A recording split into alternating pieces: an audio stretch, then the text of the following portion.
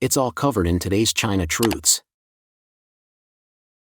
A tsunami of bankrupt Chinese homeowners is on the way. Power cuts, water shutoffs, deposits gone. Recently, countless tenants have been plunged into chaos. Why? Because the sublandlords have gone bust. In major cities like Shenzhen, Guangzhou, Hangzhou, and Beijing, these landlord collapses are happening with alarming frequency. Sublandlords owe massive unpaid rents and property fees to the main landlords, then vanish with tenants' money.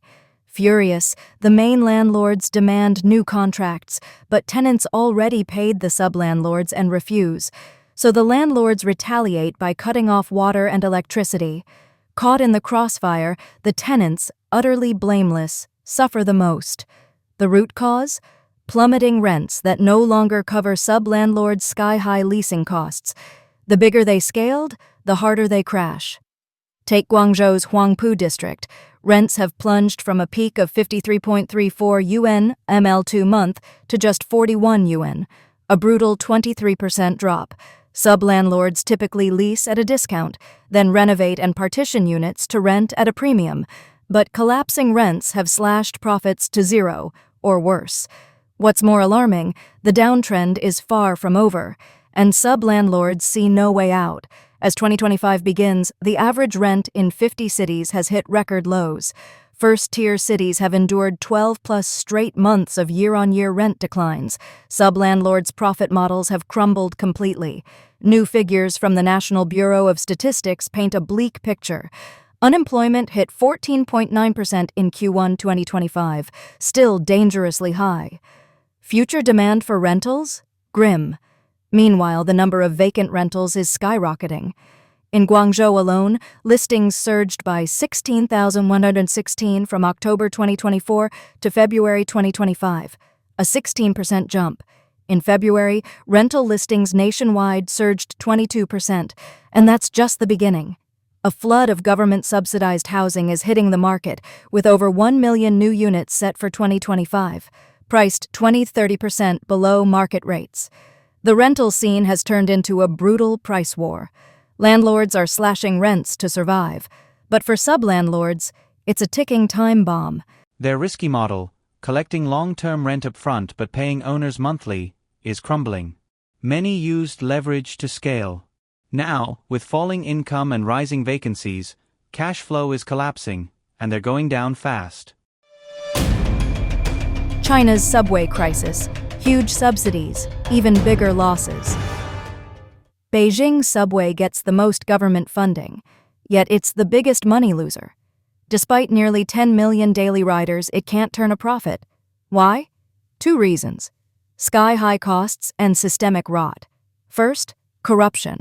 The average subway costs 700 million yuan per km, but Beijing Line 16 hit 1.2 billion km. The more expensive the project, the deeper the corruption. Second, state ownership. These subways aren't built to profit. Losses are routine, just covered by endless subsidies. Meanwhile, signs of decline are visible. In Shenzhen, a commuter was shocked to see empty subway cars during rush hour, on Line 1, once packed with young tech workers. Shenzhen once boasted China's most profitable subway, but in 2024 it posted a record-breaking loss of 33.5 billion yuan, nearly 100 million lost per day. Here's the twist.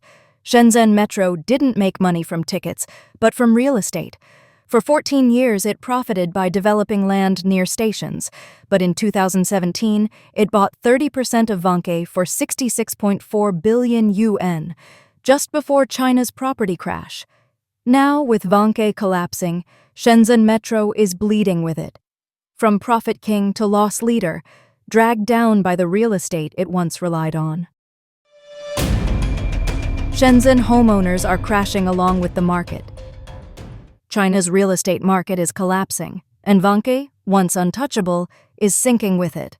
In Shenzhen's Guangming district, home prices have plummeted 70% overnight, from 30,000 yuan M2 to just 13,500. Yet buyers are still nowhere to be found. Panic is spreading.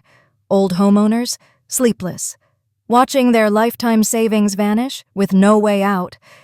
I've lived in Shenzhen since 2006. In 2012, my wife and I poured all we had, plus our parents' savings, into a down payment. A mortgage of 7,000 yuan a month didn't seem too bad back then.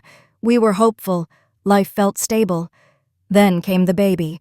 My wife quit her job to care for the child. Suddenly, I carried the full financial burden. Starting a business? Everyone I knew who tried is now deep in debt. Some even lost their homes. Selling and moving back to my hometown? I tried. But the house won't sell. And if I leave, what happens to my kids' education? Our biggest mistake was buying a house in 2019, right before the crash. After COVID hit, prices tanked. In just a few years, we lost over 1 million yuan. Now, I work 365 days a year, barely seeing my family, just to stay afloat. That dream of owning a home has become a lifelong trap. At first, the house felt like security. Now, it's a shackle. The mortgage never stops. The pressure never lets up. In Shenzhen, we didn't buy homes. We bought chains. China's property bubble may be bursting. China's property bubble, one of the nation's key economic drivers and a source of its demographic problems, may be bursting.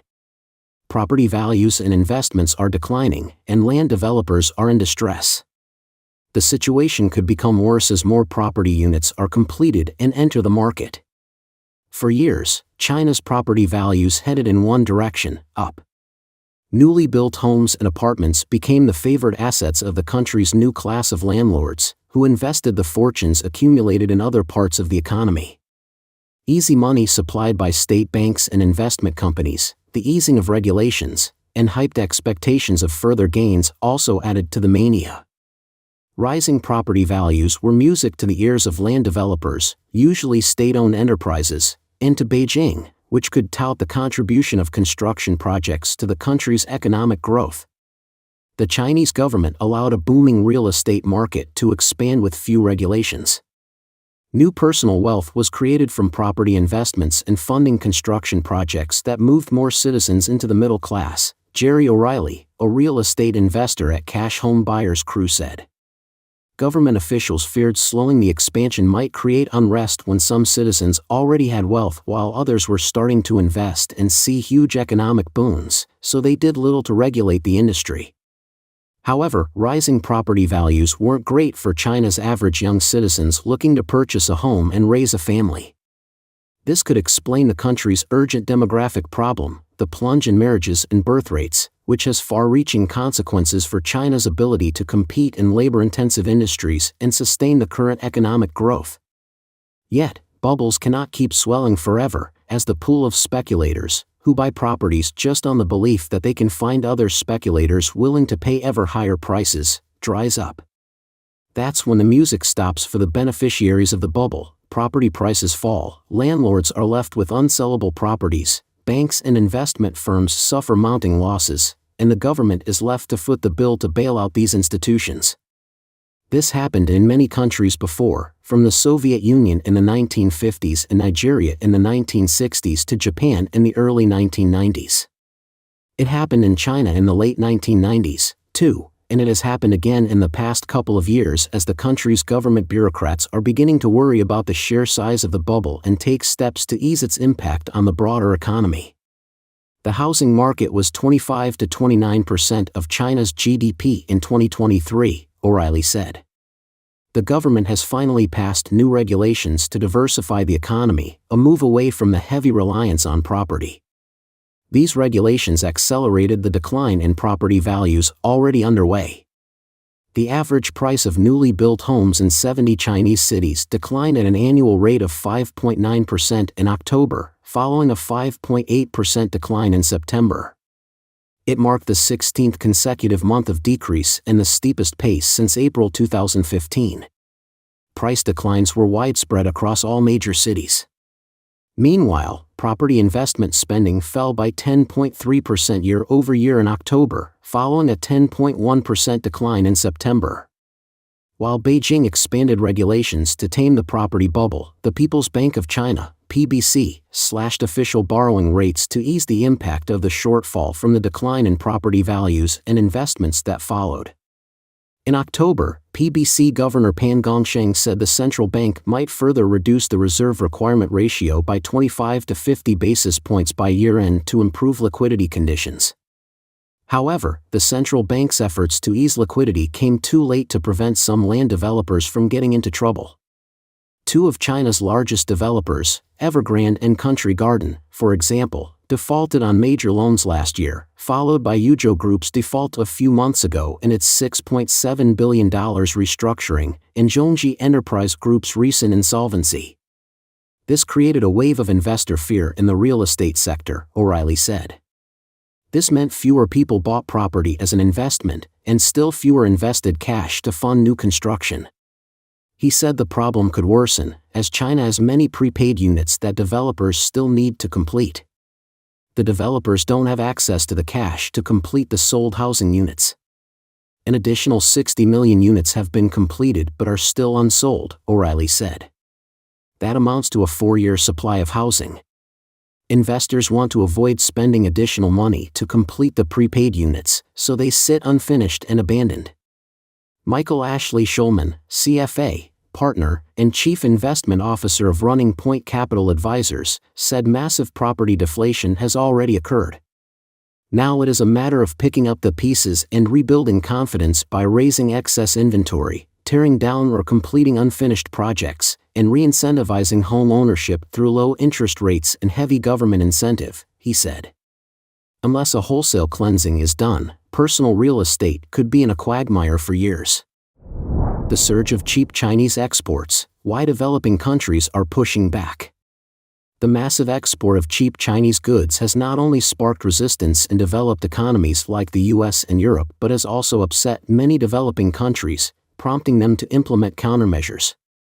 After China's real estate sector, a key driver of its economic growth, plunged into crisis, authorities pivoted urgently to the manufacturing sector in hopes of finding an alternative engine to revive the economy.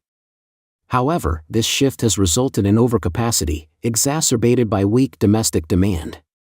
The Chinese government aims to offload surplus products to developing countries like Indonesia, Brazil, and Thailand. According to the Wall Street Journal, many developing countries are pushing back because cheap Chinese imports pressure local factories, reduce jobs, and hinder the growth of domestic manufacturing industries. For years, poorer countries have relied on expanding manufacturing as the best way to boost their economies and elevate their global standing. China's surge of cheap exports mirrors the China shock experienced by the US and the global economy in the late 1990s and early 2000s, when the influx of low-cost Chinese goods led to job losses in local manufacturing. Researchers like MIT economics professor David Otter estimate that over 2 million U.S. jobs were lost between 1999 and 2011 due to imports from China. Many developing countries now fear a repeat of this scenario. According to the nonprofit Global Trade Alert, developing countries have implemented nearly 250 trade defense measures targeting Chinese imports since early 2022. These include tariffs, anti-dumping investigations, and anti-subsidy probes. Brazil has led with over 120 such interventions, including doubling import tariffs on certain steel products like wires and cables. Brazilian businesses are even calling for a complete ban on imports. In India, officials have raised tariffs on Chinese imports such as circuit boards, industrial lasers, and vinyl film used in signage. India argues that Chinese competition not only harms its domestic market but also squeezes the profits of emerging market companies overseas. In October, Indonesia banned Temu, a cross-border e-commerce platform under China's Pinduoduo, citing risks of predatory pricing. Temu ships cheap goods directly from Chinese factories to global consumers. Indonesia's government stated that this model makes it hard for small local businesses to compete.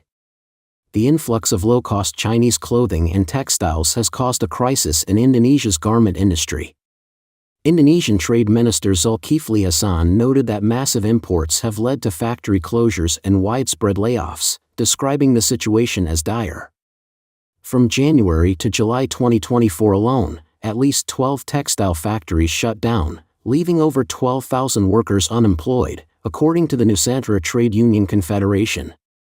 In June, Hassan announced a 100% to 200% tariff on Chinese products, including footwear, clothing, textiles, cosmetics, and ceramics. The tariffs took immediate effect upon announcement. The flood of Chinese exports has overwhelmed competitors in certain industries. In March, CAP, Chile's largest steel producer, announced the closure of its Huachipato steel plant, unable to compete with Chinese steel priced 40% lower.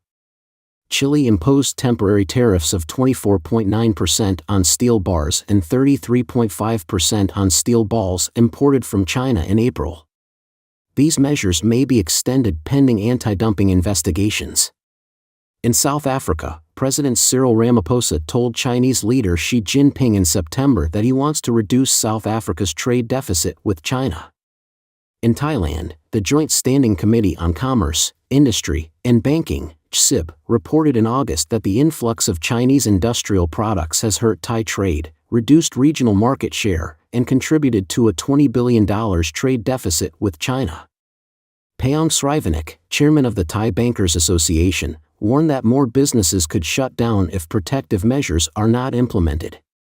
Kreen Krithianukul, chairman of the Federation of Thai Industries, FTI, highlighted that 667 factories closed in the first half of this year, a year-on-year increase of 86.3%, averaging 111 closures per month. He called for tariffs on specific Chinese products.